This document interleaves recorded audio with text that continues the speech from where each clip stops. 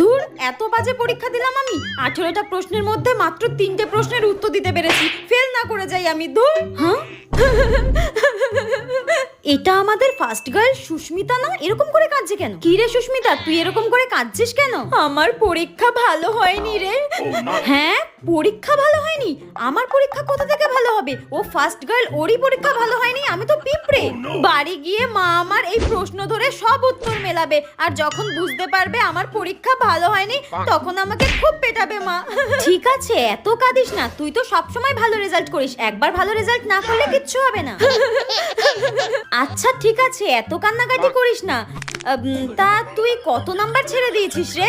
হ্যাঁ, আমি এই একের দাগের একেরটা ছেড়ে দিয়েছি রে। যেখানে 1 নাম্বার ছিল আমি 1 নাম্বার ছেড়ে দিয়েছি রে। শালা ডাইনি, আমি ভাবলাম কোথায় ফেল করে যাবে, ও 100 তে 90 এর উত্তর দিয়ে কান্নাকাটি মারছো তুমি। তুই অকালে মরবি।